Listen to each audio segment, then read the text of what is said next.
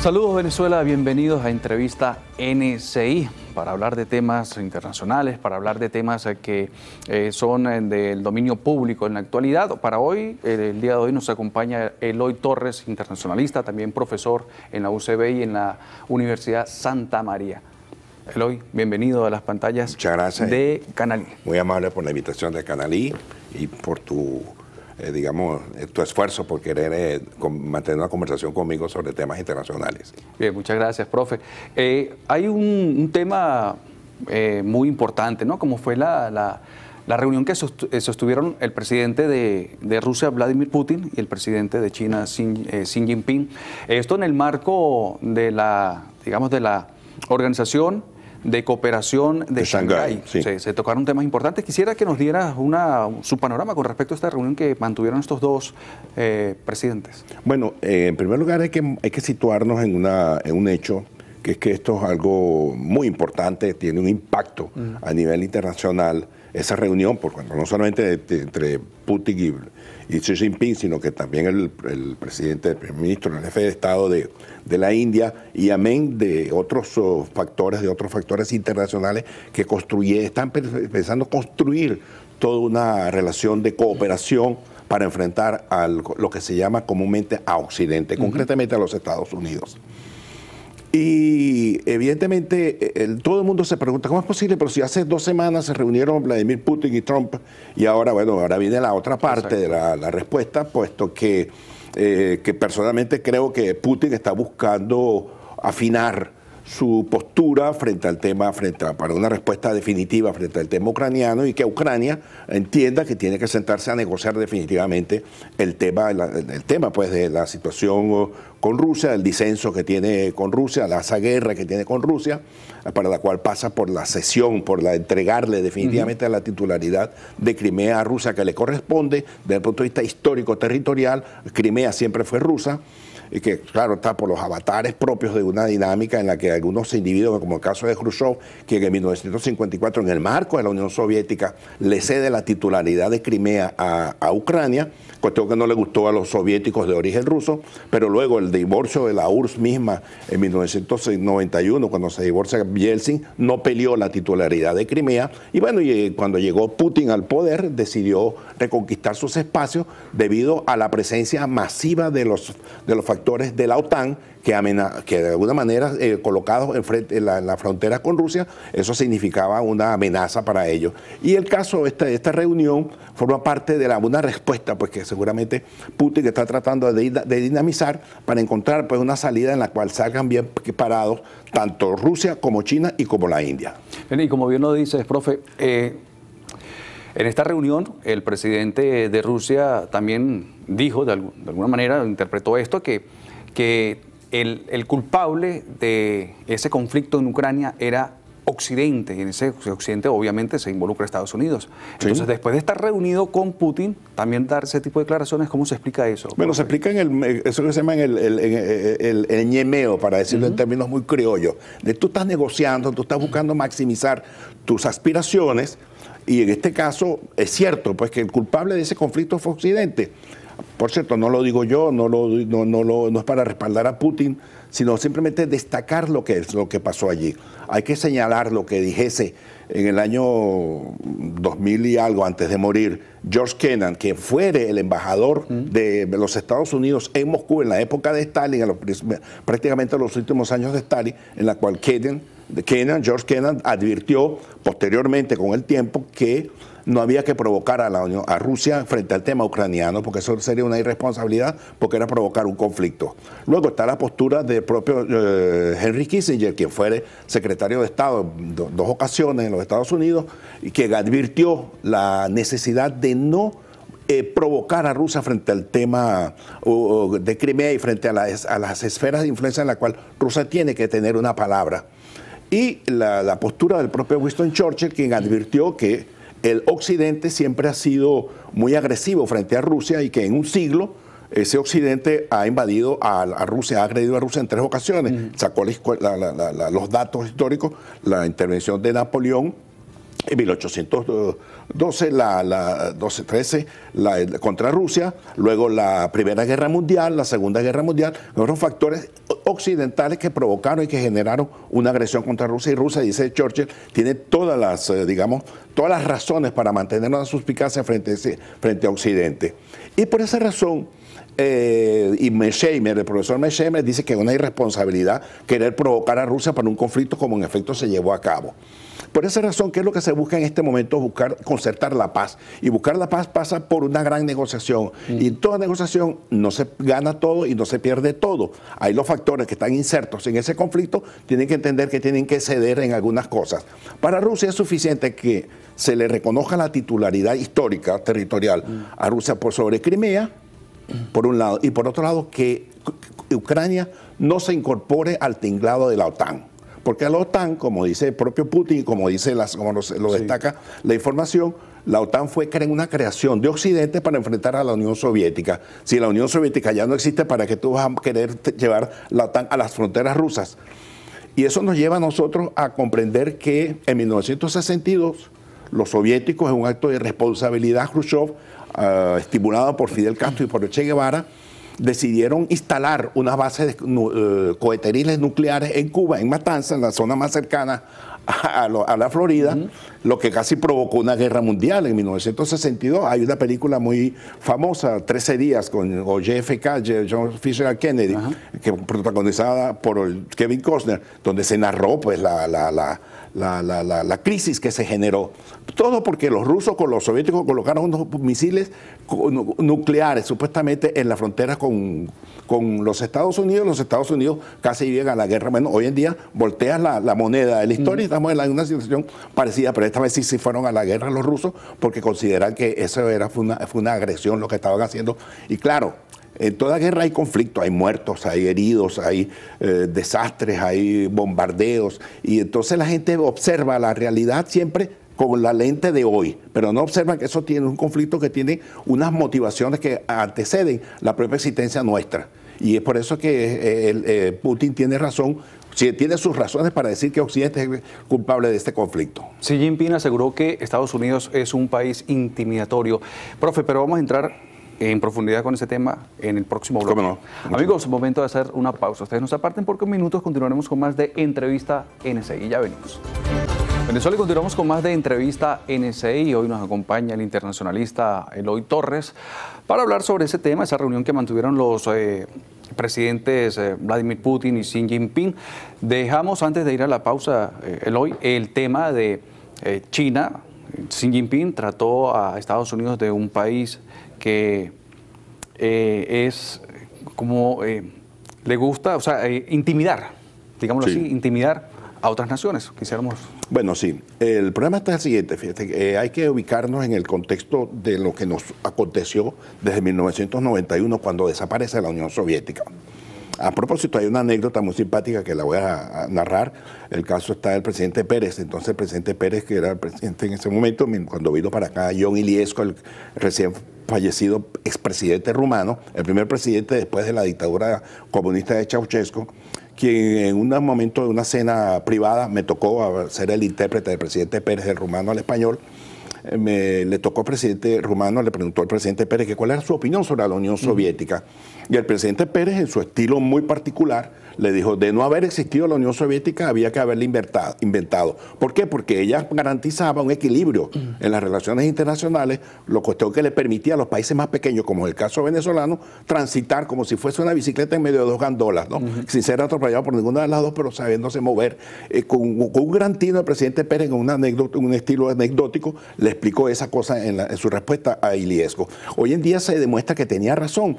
¿Por qué? Porque hoy en día ya murió la Unión Soviética, murió la Guerra Fría, pero emerge lo que se llama la repotenciación de los grandes poderes. Y entonces resurge o se fortalece de nuevo la tesis de las esferas de influencia en la que los países asiáticos, concretamente China, va a dominar el Asia y el Pacífico. O va a compartir su dominio con los Estados Unidos o el Pacífico. Rusia va a dominar sus espacios que tiene en Europa y los Estados Unidos van a dominar sus espacios desde el punto de vista de la esfera de influencia en América Latina. y en buena parte de otras zonas de Europa. Lo que te lleva a ti a creer que las relaciones internacionales en este momento son el resultado de un esfuerzo mediante incluso ese estilo punitivo y ese estilo un tanto agresivo verbalmente hablando, como el que Xi Jinping contra Trump, de Trump contra Putin, de Putin contra Trump y así entre ellos, para encontrar un mecanismo, un equilibrio entre los tres factores que están decidiendo en estos momentos las relaciones internacionales. Creemos, sin embargo, que hay una potenciación, un empoderamiento de estos tres factores para los cuales los países pequeños, los países que no tienen ese poderío militar, económico, político como estos grandes, tienen que amoldarse a las nuevas realidades. Por ello es vital, es urgente que comprendamos y analicemos la realidad no a través de la lente del presentismo, es decir, de observar las cosas que ocurren hoy, no, porque eso tiene unas implicaciones históricas. Estos son países que han tenido un papel y han jugado un papel a lo largo de la historia y que hoy se revalidan justamente por eso, porque las esferas de influencia están renaciendo o se están refortaleciendo de nuevo. Eloy, se tocó también un tema muy importante como es el energético. ¿Qué puntos hubo ahí de acuerdo entre Rusia y China? Bueno, en primer lugar hay que entender lo siguiente, que ese es el tema histórico que hay que ver. China se ha convertido en el factor dependiente de Rusia. Rusia es un país que depende de China. El solo hecho de haber incorporado a Irán, el solo hecho de que China, junto con Irán, Tayikistán, Uzbekistán y todos los países que fueron antiguamente soviéticos, estos pueblos, junto con la India, se incorporaran en un entramado que les permitiera a ellos convertirse en un factor de equilibrio frente a los Estados Unidos y frente a Occidente. El factor energético es un factor muy importante. Rusia dispone de petróleo y de gases. China necesita de petróleo y de gases. Claro. Pero hay que entender que la economía es muy dinámica. Se está moviendo hacia nuevas esferas del manejo energético. Ya el petróleo, a pesar de que todavía mantiene es un activo muy importante, comienza a ceder en perspectiva terreno, porque comienzan a surgir nuevas fuentes de energía, nuevas fuentes de inteligencia, nuevas fuentes del manejo de la economía, que hacen pues que algunos factores algunos elementos comiencen a disminuir su potencial, como el factor petrolero y el factor gas. China es un país que hoy en día está buscando la energía solar. China es un país que está desarrollando una industria, una tecnología que lo coloca prácticamente en 20 años va a ser la primera potencia del mundo. Los Estados Unidos se están preparando para eso, y por eso es que Trump está actuando como está actuando, agresivamente, de tal manera de colocar a estos actores como iguales, primo inter pares, estamos iguales, somos iguales, que lo recomendó Henry Kissinger. Henry Kissinger les aconsejó a los últimos presidentes entender que los Estados Unidos tenían que compartir su poder con los otros factores. ¿Cuáles son esos factores? China, Rusia, la Unión Europea y, por qué no decirlo, con el factor islámico, el mundo islámico, que tarde o temprano va a tener, si abandona sus prédicas radicales, extremistas, terroristas, y se inserta pues en una relación de entendimiento con estos factores, podría convertir al mundo en un factor de equilibrio en la cual todo el mundo ganaría y nadie perdería. Hombre, también en estos acuerdos, Eloy, está el tema de lo que es la migración y el turismo, ¿no? Donde China no pedirá visa durante un año a los rusos que entren a su país, a China. Sí, porque eso forma parte de una dinámica por cierto, en la cual los países tienen que ver lo importante que significa entenderse, ¿no? Tratar de ser lo más sincero posible en tu manejo de tu relación con los otros factores. Eso es muy importante por cuanto China le está dando a entender a Rusia que ellos son muy importantes también, que ellos sí son importantes y que ellos son la principal economía y que Rusia no es la principal economía, que Rusia lo que tiene son armas, pero es un factor muy importante y hay que entenderse. Hay una fotografía, o mejor dicho, hay dos fotografías. 1948-49, cuando Mao gana el poder en China, en la que fue a pedir una reunión con Stalin. Stalin lo hizo esperar 2 o 3 semanas en una casa de descanso en las afueras de Moscú, hasta que por fin lo recibió y lo trató muy mal, muy con dispresencia. Tú eres un campesino, nosotros somos la gran potencia que dominó y que conquistó a la Europa, que le ganamos la guerra a Hitler. Y Mao, que era un hombre, pero que vino exitoso, porque logró en 20 años lograr lo que construyó, y tuvo que acceder ante las presiones rusas. de los soviéticos y le dio, ¿cómo se llama?, la fotografía en la que sale un Stalin alto y un Mao pequeñecido. Hoy en día es al revés. Putin, que es bajito, está bien bajito frente a un Xi Jinping que es bien alto y con muchos recursos que no los tiene Rusia. Eloy, vamos a hacer una pausa. ¿Cómo no? Amigos, ustedes no se aparten porque en minutos continuaremos con más de NSI Entrevista. Ya venimos. Solo continuamos con más de Entrevista NSI. Recordamos, hoy nos acompaña el internacionalista Eloy Torres para hablar sobre la reunión que sostuvieron los presidentes de Rusia y de China. Para completar la idea de lo que estábamos hablando en el bloque anterior sobre el turismo en China para los rusos, que no se les pedirá visado durante un año, ¿no? Sí, es un gancho, es una manera de decirle a los rusos que vamos a colaborar, sinceramente, vamos a hacer un esfuerzo mancomunado. Refuerzan esos lazos. Sí, pero repito, China tiene en perspectiva, hay un detalle que hay que tomar siempre en cuenta. En el año 1860-62 hubo dos guerras, la guerra del opio, en la que algunos factores internacionales, entre ellos Rusia, le quitaron territorio y fracturaron a la unidad china. Y China no se olvidó que le quitaron los puertos, le fracturaron su país y le introdujeron el opio pues, a la población china. Hoy en día, China, Xi Jinping declara los cuatro vientos de su amistad indestructible con Rusia, con Putin, su hermano del alma. Pero las escuelas primaria, los niñitos chinitos le dicen, Rusia nos quitó nuestro territorio, tales y tales kilómetros de territorio durante mucho tiempo. Ahora bien, el día que China tenga, como se dice, los pies largos definitivamente, que tenga capacidad suficiente como para ir hacia el norte, porque por ahora no los tiene, pero el día que los tenga, con una economía muy poderosa y toda economía empoderada, automáticamente genera empoderamiento militar, político-militar. Y eso seguramente China está pensando que dentro de 20, 30, no sé, 40 años, porque como dice la canción, no hay cama para tanta gente, ¿no? Ellos tienen 1.350 millones de habitantes, ellos tienen esos territorios que lo quitaron. Es lo que llaman la venganza de la geografía, como dice un politólogo norteamericano, Robert Kaplan, que es un factor que todos los países deberían tener en cuenta, incluyendo el nuestro, porque el factor geográfico influye demasiado. China necesita de mayor espacio para los 1.350 millones de habitantes que tiene. Rusia tiene un espacio demasiado grande para una población menor de 200 millones de habitantes. Entonces, eso forma parte de una jugada, digo yo, la comprendo como una jugada por parte de Xi Jinping y de China, pues como Estado, como actor internacional frente a Rusia.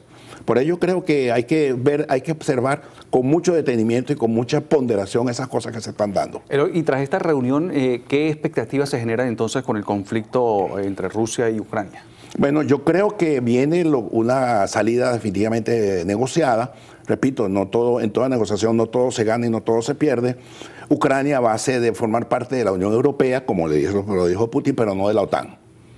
Y luego va a tener que ceder a Crimea, junto con la zona que le ha quitado hasta ahora, ocupado militarmente el Donbass, en zonas en las que, por cierto, esas eran rusas también, unas poblaciones. Es que entre Rusia y Ucrania siempre existe una vinculación territorial, cultural, digamos, etnogeográfica, si se quiere. ¿Por qué? Porque Rusia nace en Kiev, en la capital de Ucrania, y la gran literatura rusa nace en Kiev. Entonces, son pueblos que han estado muy hermanados. Tanto Rusia, Bielorrusia, la Rusia blanca, pues, ¿no? Y Ucrania, por cierto, en ruso significa el confín de Rusia. Para que ustedes vean que es la vinculación. Entonces ese empeño de allí Putin tiene toda la razón, ese empeño de dividir, de separar a Ucrania de Rusia, que es muy viejo, eso siempre, Occidente siempre se lo ha planteado. Basta leer las novelas de Nikolai Gogol, el gran escritor ruso, Taras Bulba, donde narraba las luchas entre los polacos, los ucranianos rusos, los rusos ucranianos, para enfrentar al catolicismo y entre los ortodoxos cristianos. Entonces, la salida allí tiene que ser una salida negociada. En el caso concreto, el espaldarazo que le está dando China circunstancialmente a Rusia es para obligar a otros factores a entender que es necesaria una negociación en la que Crimea sea rusa. Pero me llama la atención el libro que tiene en la mano. ¿De qué se trata? Esta es correspondencia para un venezolano de la decadencia. Es mi último libro, en el que yo trato pues de explicar a partir del concepto del título que brindare José Rafael Pocaterra, Memoria de un venezolano de la decadencia, pero no, tiene que ver con un problema filosófico en general que el mundo atraviesa, el mundo en general, Europa, Estados Unidos, esa Rusia, China, el mundo está viviendo un proceso de decadencia, amoldándose a nuevas formas de entendimiento y de la cual Venezuela no escapa.